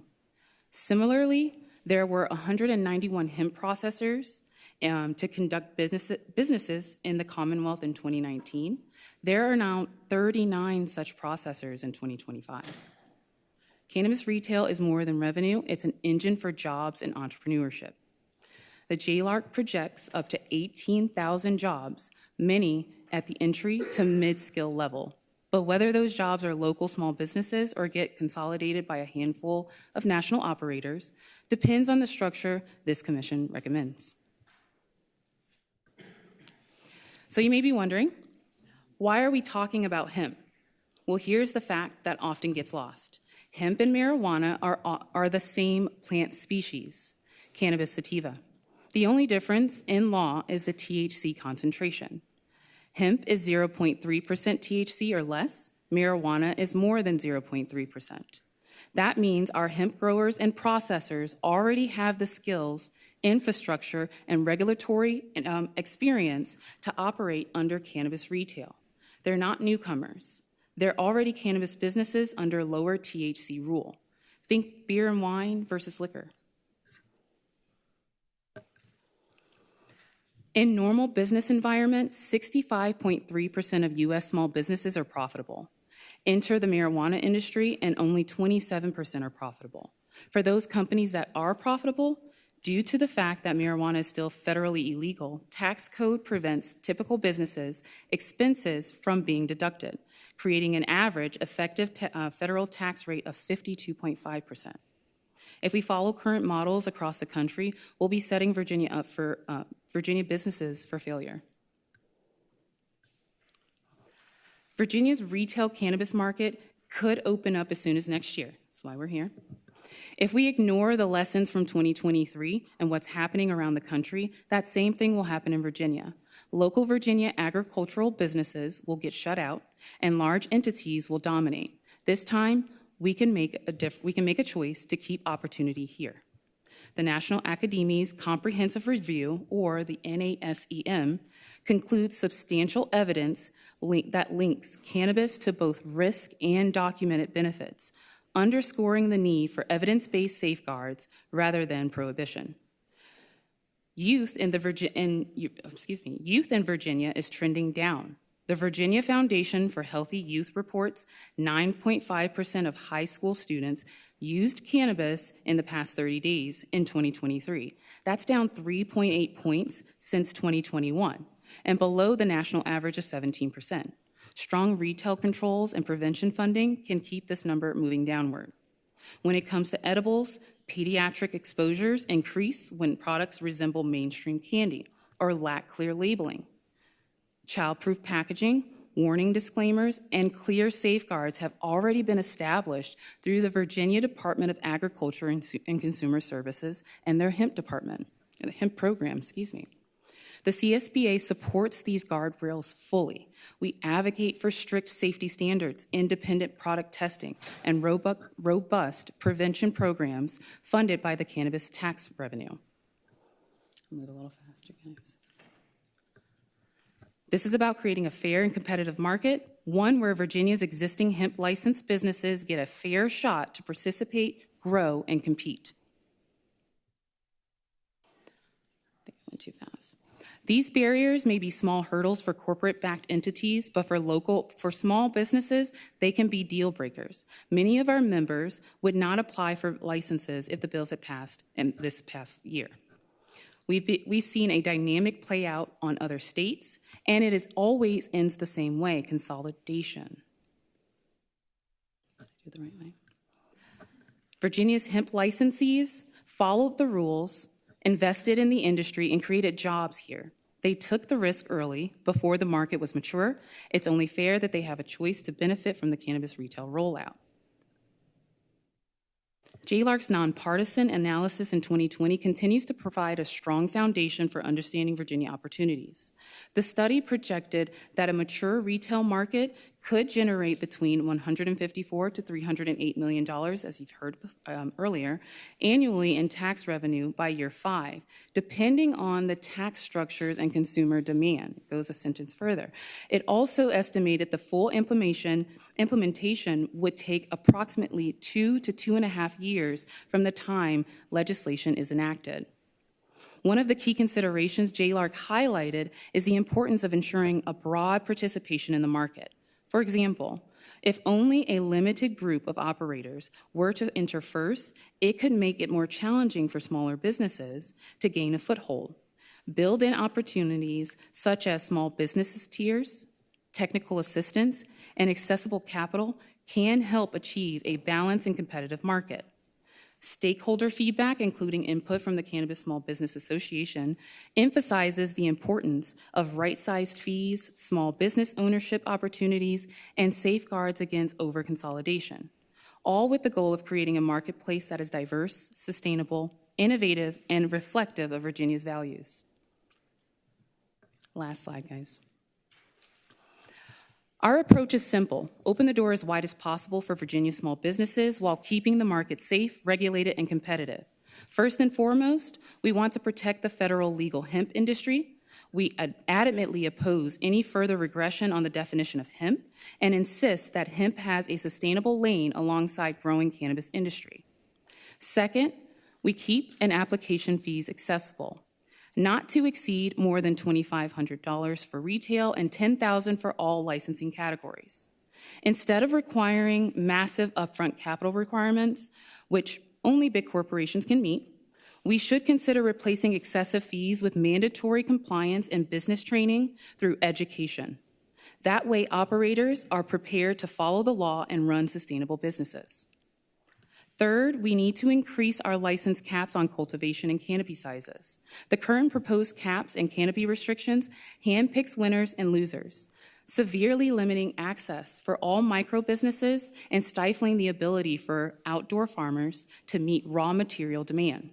Many of these caps are based on smokable flower demand and don't account for raw material inputs necessary to make products such as vapes, edibles, biofuels, aviation fuels, and ratioed products that meet healthcare standards.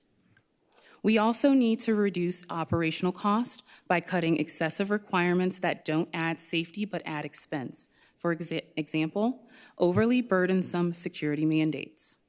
Finally, to give small operators a fighting chance, we propose creating a small business startup fund available only to licensed winners to cover initial capital needs and facility buildouts. This would support 150 small business licenses, ensuring that Virginia's cannabis market starts with a strong backbone, not just national corporate players. Thank you.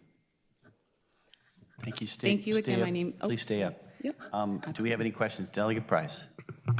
Thank you, Mr. Chair. I have a statement and then a few questions. Yeah.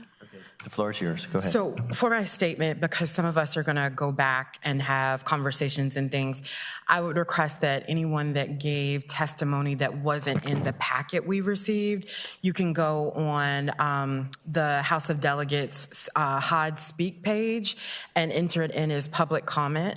And I've checked if your remarks hit more than the character limit, you can attach your prepared remarks. That would be super, super helpful for the things that we don't have, Absolutely. tangible right now. Absolutely. So we can take it all in, right? Yes. So my first question on the slide where you're talking about the Virginia rules, right? And how they were quote unquote wrong. Do you have a state model in mind, not just based off successful small businesses, but that you would say balances the safety aspects, labeling, testing, all of the things that a legislator might want that supported SB 903, but also allowed for small business success? Absolutely. So for your question, are you looking for an example outside of cannabis, or would it be within like a cannabis model? However you want to answer the question, because this is a hot seat kind of moment. I get it. But if you could answer based off cannabis, that would be helpful as well. Absolutely. So to answer your question, I do not have a successful one. I do have examples, of ones that did not go well, and Virginia being my home, I would not like to see it go that way. And my example is being a lab director in Michigan at a cannabis testing lab facility. Those laws did not go as planned at all. And then me as a fly on the wall, and that's what I consider myself, because we're seeing all of the products go in, and then from the retail side, on the lab perspective, we're seeing where it kind of just exploded. And now what we're seeing, and my best example is, and you can, and I'd love to share this with you all as a newspaper rollout, was a large company who came in, looked to do big things. They failed to pay their employees, and now the smaller company, their best shot, or the good part about this is that they were able to purchase their land for pennies on the dollar. However, that larger corporation, they just did not comply. So, that is something that I would hate to see in my state and where I'm raising a 13-year-old. So, yeah. And thank you. And one last question, Mr. Chair. This balancing act is the hard part, right? Yes. And so I'm trying to keep an open mind of listening to the feedback. But there were absolutely reasons why SB 903 even came up, right? And so you gave the example of, I think, when you were talking about avoiding the same mistakes slide, and you were talking about VDACs already had labeling rules and testing. Were those rules in place prior to SB 903? And if they were, that means that they weren't working as well as we would have liked. Then what would be some of the, ways, if we don't have a state to point to, what would be some of those ways where, you have these products that are neon green and cartoon characters on them. You have no idea what's in there. Like all of the conversations that I'm totally not trying to rehash everything from SB 903, but just understanding that there are reasons why legislators voted yes for it. I just would like to hear your input on that. So it was after. And with that said, so the new mandate was November of 2024. Okay. And I'd like to just point out that point is, hey, there are folks working in the background that are getting all of those small businesses that are working under lower THC rules as of almost a year now, and that they should be considered. So not saying that that should not have passed at all. That is not the intent there. It is almost on the same playing field as when the medical industry did come into play. They've had this time to get things in order. So has the lower THC companies. Did you want to add to that? Okay. And to answer your question about comparing markets of who's done a good job at this, the CSBA believes that Virginia did a good job with SB 903, except for one thing, which is the ratio in which it requires its hemp products to be made.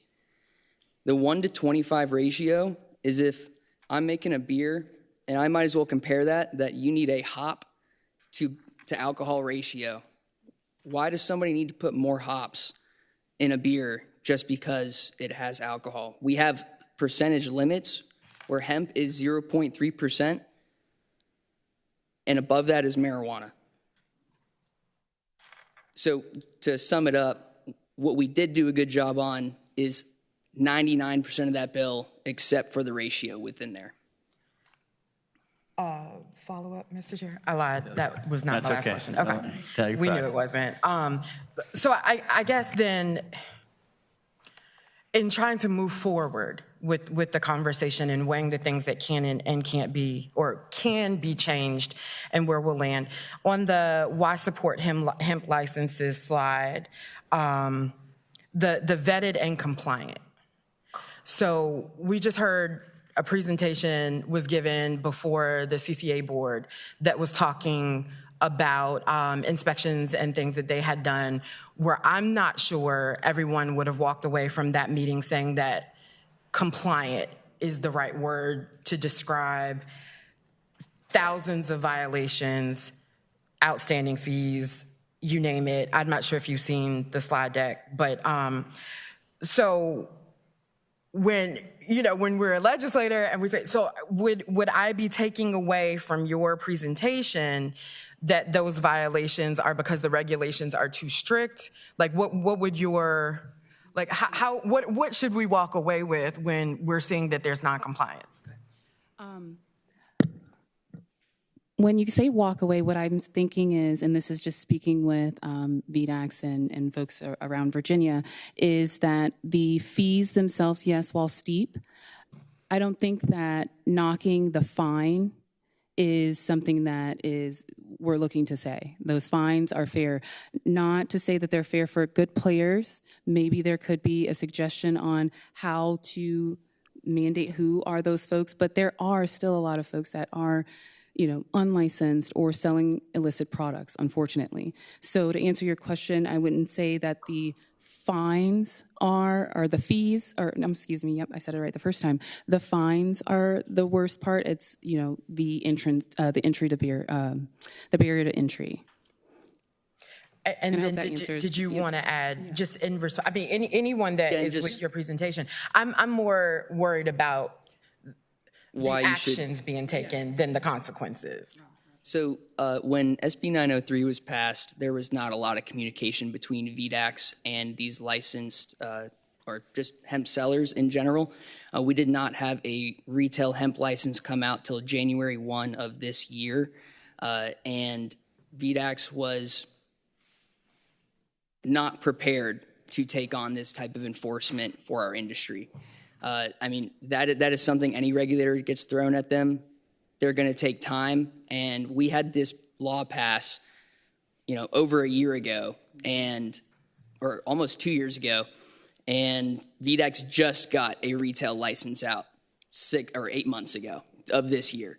And just to paint the picture of why so many people were allowed to illicitly operate in that market, is just because we had a regulator that was not prepared to deal with that market. Now, they have had time to now start enforcement on those regulations. So I hope that answers your question. Mr. Chair. Hold on. Let's hear from... okay. And just to add further context from a retailer's perspective, there was a law that passed in 2022 that outlawed Delta 8 and gave us guidelines, but there was no teeth behind that. There was no enforcement. There was no fines. And then they said there was still a problem, even though there was no enforcement. Then they passed the 2023 law. Now, with that, they came very heavy-handed. There was no warnings. There was no guidance. I even called to ask if I can have a complimentary inspection just to make sure I'm doing the correct thing. They said they don't have the resources to do so. So just to mirror what Eric said, there was not a lot of conversation. There was not a lot of communication or support in trying to get compliant. They just came by with like a large stick, unfortunately. Yeah, Delegate Price. Nope, that's okay. Yeah, thank you. Delegate Cousins, Delegate Carlson, anybody? And just to add more context Yes. to the kind of fines we saw, I got a $500 fine because my manufacturer didn't put the net weight in the right spot on my package. So it was a lot of fines like that where if I was a regular food retailer, it'd be nickels on the dollar. But we're looking at $500 to $1,000 fines for each infraction on each SKU. Delegate Carlson. I think one thing that I would appreciate after this presentation would be delineation of what are the overly burdensome safety requirements that you mentioned, because I appreciate the emotional appeal, but I am curious. We're not all going to agree. Some of those safety requirements certainly seem warranted. Even that's why we passed the bill in the past, as Delegate Price said. And so I'm curious, what are the specific ones that you take issue with? And then another one that I just want to point out, because I don't want to hide the ball from y'all, is that we have information that there's actually been a lot of fines and violations assessed against the hemp industry, and they're not being paid, and it doesn't seem like things are being addressed. And so that's the information that I want from you guys. Yeah, absolutely, and that's a fair question. And just to answer that question, just like the net weight, bearing a $500 fine there, if I have a product, and Latanya can add to this, if it's not even outside the margin of error, lab tests have a margin of error of about 10%. If I am not within 0.00001 of what the label's supposed to say or what the lab test is supposed to be, that's a $500 fine, even though the lab tests have a 10% discrepancy rate. So things like that make it very hard to operate. I've gotten products where, we have a limit of 2 milligrams that came up 2.001. That's a $2,000 fine. Delegate Price.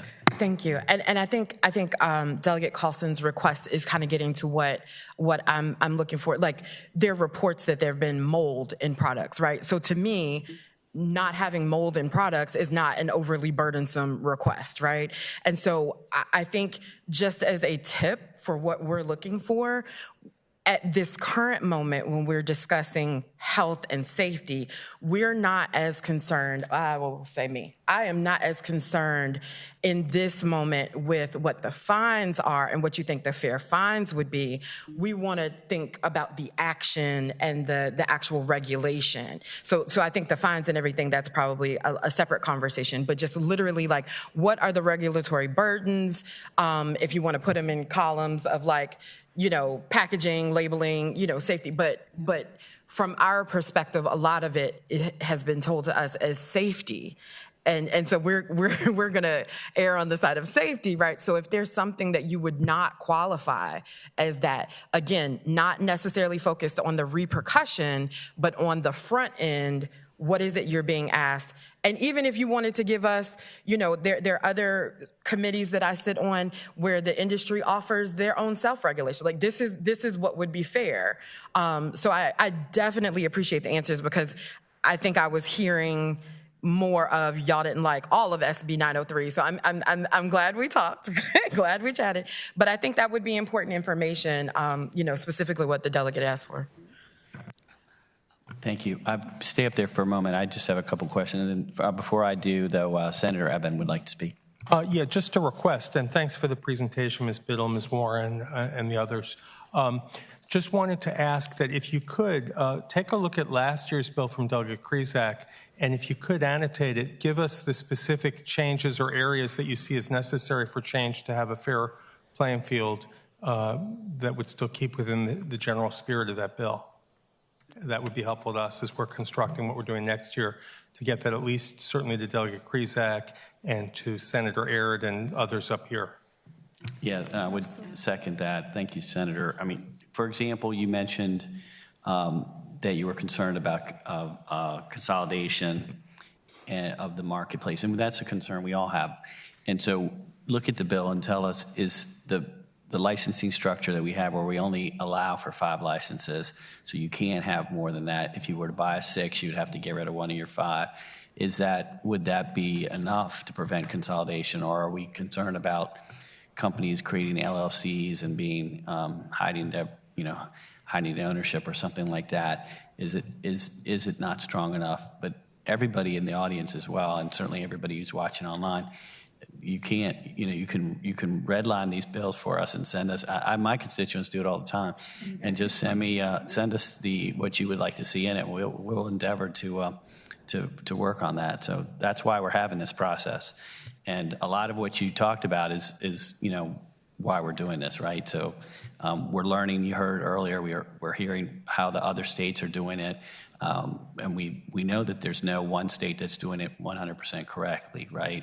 And we certainly know maybe Michigan may be one to just completely avoid, but there are good lessons to be learned. And so I guess one of the benefits of being a late adopter is that we're going to be able to learn from those lessons, and we have this summer and fall to get it right and work from the bill we have, but it doesn't mean that'll be the bill that we introduce. So this is our chance, and especially on the topic today, which is around the taxes and how much that should be, and the revenue and where it should go. You talked about a small business fund.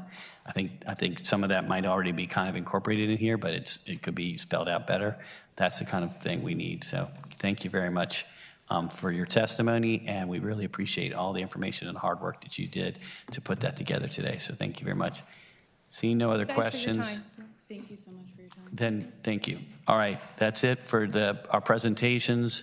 Now we're going to open it up. Am I correct that that's it for the presentations? I think so. Yeah. So we're going to open it up to the public. We have people online, but what we'll do is we'll allow those folks who are here in person. I see we've already got people lining up. How much time do we have? It's 3 o'clock.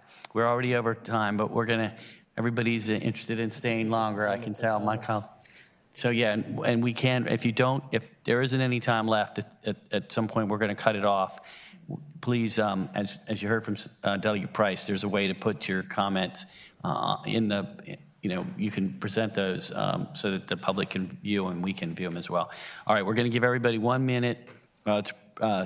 Those people, we're not going to say support or against. This is a fact-finding issue.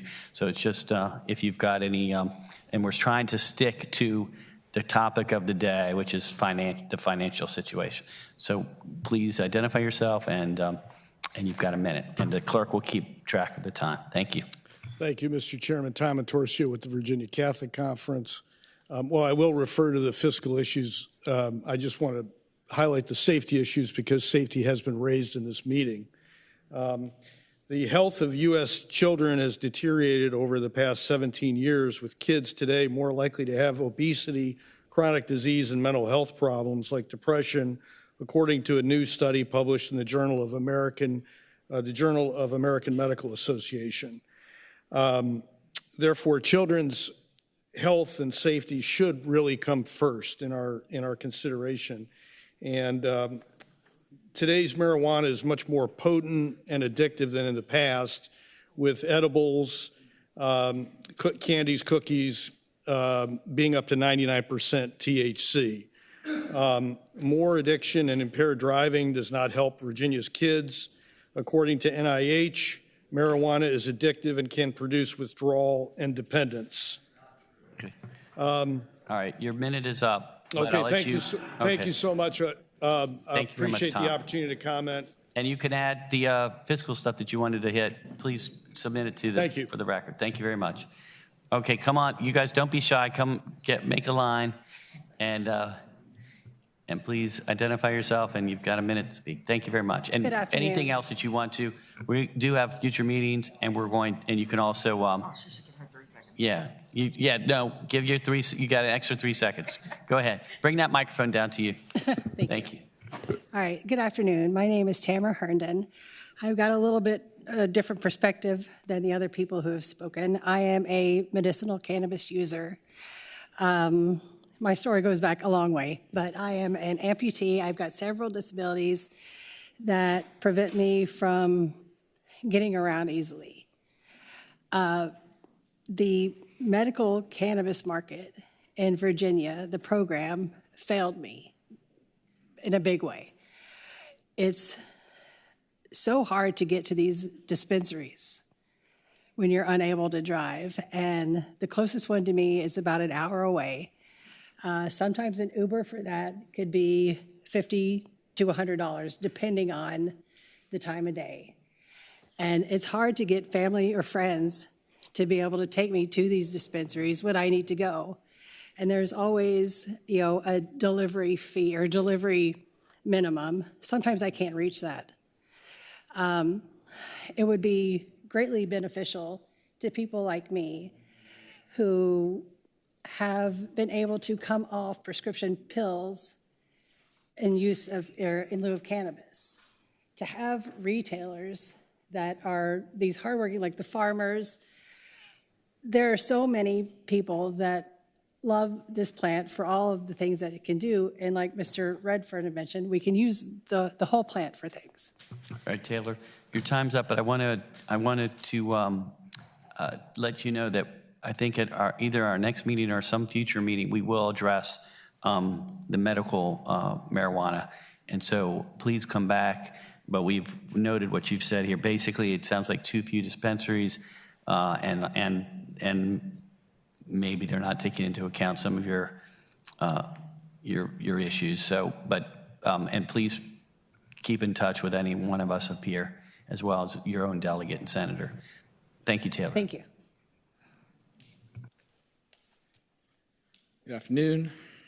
So I'll be real quick. So with the application. What's your name, sir? Oh, yes. My name is Michael Hashmi. So I would like to start off with the social equity applicant process in terms of the small businesses. I know that there's a score in terms of arrests being part of that. I think that subsequent arrests should be added to that because I don't think it should be weighted as someone who's been arrested for it, such as myself, over a handful of times if someone's been arrested once. So when it comes to those qualifying applicants.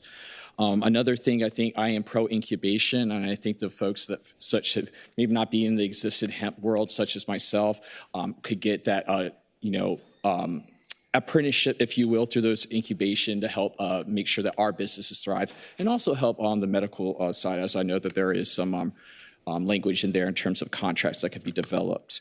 Another thing I would like to say is I'd like to address the Delta-8 proliferation. Even though we have people in the hemp industry who are playing by the rules, there's plenty of them, including in my city of Virginia Beach, that are not, and they are hurting the existing markets of hemp, medical, and they will hurt the future markets of the rec.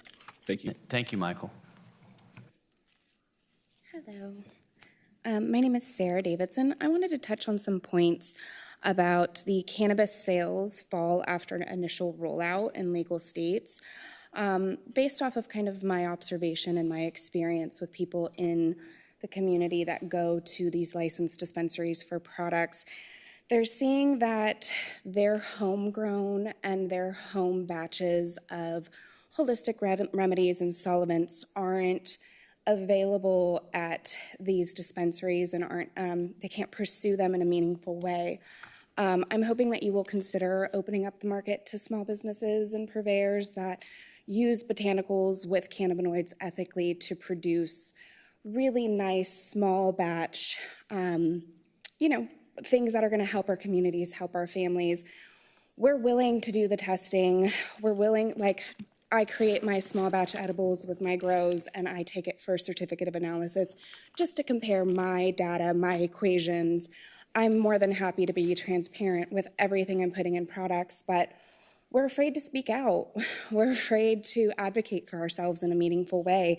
And I think what we're seeing is people rush to the legal market for healing and they rush to the legal market for products and they go back to the black market or the illegal market because they're not seeing what holistic purveyors and what herbalists and true people that care about our communities, that want to heal our communities, that really want to use this plant in a meaningful way, not just for recreational use. Recreational cannabis is great. I love it. But my interest in cannabis is actual healing. My interest in cannabis is creating botanicals and infusions that help people on a larger molecular cellular way. Thank you so much. Thank you, Sarah. That's great testimony, because we have not heard from that segment of society. So you're representing that. Well done. Thank you. Sir? Hello, everyone. Thanks for giving me an opportunity to speak. My name is Will Nelson, and I can echo a lot of things that have been said today.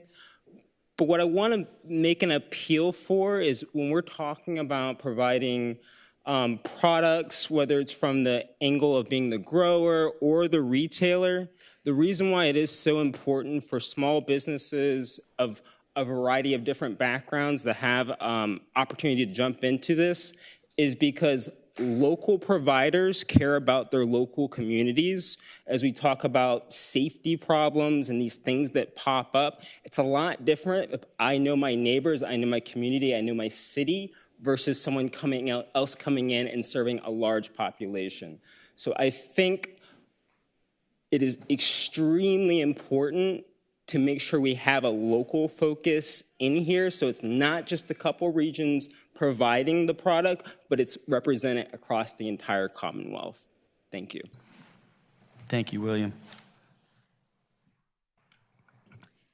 Hi, my name is Manal, and I was not ever a cannabis user, and I just started using it about 5 years ago because I was struggling with a lot of issues, health issues. And I started out with just low doses CBD and THC, and it has dramatically changed my life. Like, I found myself to be a lot more calmer. I was able to learn to respond to situations rather than react. And I can also easily stop using those products for weeks and months, and there was no withdrawals or anything. And then I just go back to it whenever I needed it. And I'm really deep into the wellness, so when I started exploring meditation and yoga and things like that, I was too anxious to really meditate. But when I started taking low doses of THC and CBD, it really helped me calm down and be able to meditate, and that has significantly improved my well-being. And also, just one last thing, I want to just say that hemp products are a lot more affordable than medical cannabis as well. So, yeah. Thank you. Good point there. Thank you, Minaj. And for our final speaker, unless there's anybody else in the room, and then we're going to go to the online folks. Yes, I'm #DucaHemp, and I'm a professional photographer and activist, giving everybody over 420 professional photo albums with the Facebook SOS PAC, time for a new PAC, a new deal representing we the people. And with that, the FDA has approved the hemp seed as food for the chickens. And if we feed the chickens, we're going to have a better eating egg and a better eating chicken. And in addition, I did my research, and actually, we are selling grain to Purdue on the Eastern Shore with all them chickens. So we're selling them grain. Let's help our farmers, and let's help build the economy here with Virginia and build up more grain that's healthy. Hemp is a superfood, a super nutrition. It's the world's most multi-use plant, period. Henry Ford made a car out of it, ran it on it. And we need to go with hemp fuel, hemp clothes. We need to do so much with hemp, it's not funny. But you need to market into Purdue and let our farmers grow. You know, I used to be an FFA boy. We need to let the FFA, we need to let the farmers in Virginia grow and small business, not bring in corporates out of state. We're tired, and we're watching you. We're OpenSecrets.org, gives you your top 20 sponsors and how much. And we're tired of being sold out to the corporations. And we don't want people coming into town, you know, bringing into our state. We can grow. Let's go green again, like we did originally. Thank you, sir. Thank you. Thank you. Thank you for being here. All right, we do have somebody else in the audience. Please come in. Hello, my name is Keith. I'm a local retailer. I just wanted to kind of reiterate what everybody else has been saying. The folks that have been playing by the rules and, you know, going through all the VDACs with the non-communication, then getting fines for things unjust and so on and so forth. keep us in mind with the licensing. We've been in the game since 2020. We started early for the same reasons as everybody else. So, yeah, keep it fair for everybody and all small businesses. That's all. Keith, may I ask you are you somebody that would be interested in applying for a retail license of marijuana? Yes, so we're currently licensed with VDAX for retail. For the hemp? For hemp, yes. And as the last speaker just said, we have a lot of customers that stop in our store looking for medical products that we don't have because we're hemp, because they complain about prices or medical products not being what they need to be for them, and potency and all kinds of different things. So, yes, but yes, we will be applying. Thank you. All right, that is the end of everybody that's here, but we have one person online, and we're going to ask Ms. Kalia Harris to thank you for holding and being so patient. You are the very last speaker from the public, and you have a minute, and I'll give you a little leeway there as well. Please speak. Thank you. Thank you all. My name is Kalia Harris, and I'm the Executive Director of the Virginia Student Power Network.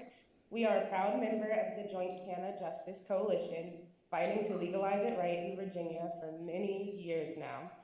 I want to start by sharing our support for the recommendation shared by Chelsea Higgs-Wise of Marijuana Justice, and really wanted to highlight that these findings were grounded in research and deep engagement done by Marijuana Justice in states across the country, including regulators, operators, policy experts, and all of them promote equity from day one.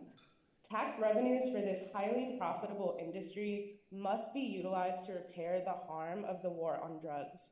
That includes funding for our youth.